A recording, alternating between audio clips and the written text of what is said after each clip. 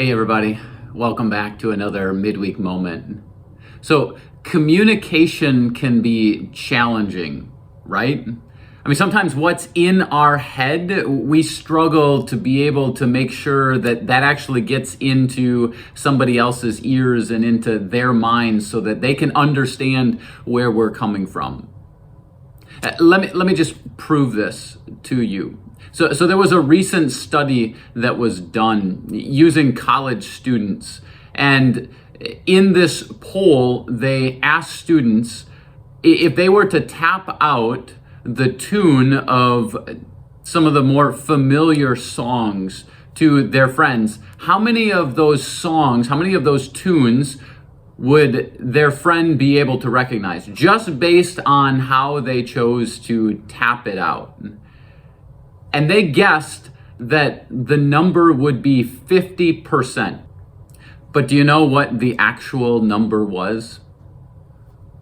4%.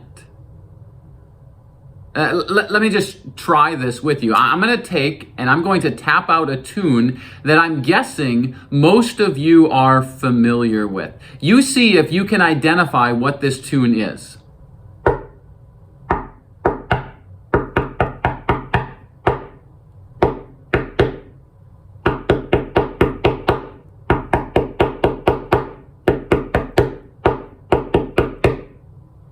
You got it?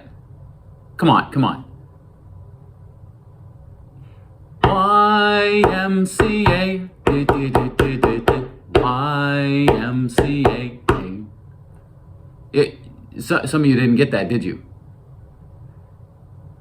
See, I had all of this information in my head. I had the tune in my mind guiding me. But all you had was the tapping on the table. You only had part of that information. And this is our challenge in communication. We have things in our head, in our mind, that we think should be obvious to somebody else, and it's not. Or we think that we've communicated it to somebody else, and we haven't. They only have part of the information. And so we have to slow down and make sure that we're communicating clearly with them and we're asking for clarification. Do they understand what we're saying? And often we are making leaps in how we communicate. There's a case study of this in the New Testament.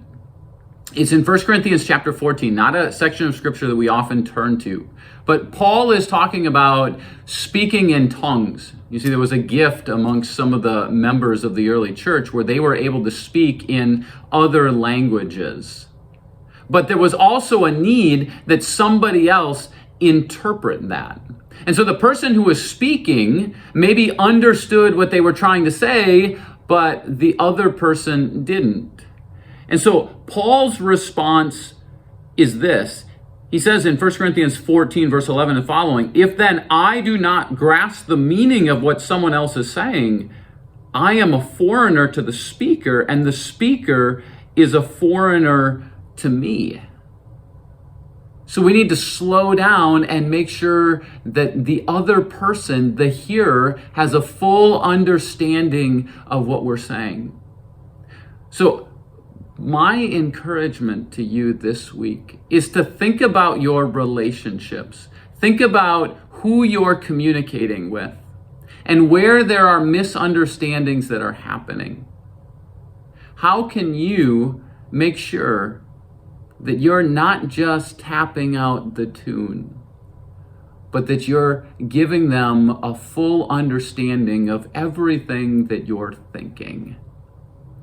And may God's Spirit continue to guide you in that, to communicate not only what's on your mind more effectively, but to communicate what's on God's mind more effectively. Thanks for joining me today. I'll see you again next time.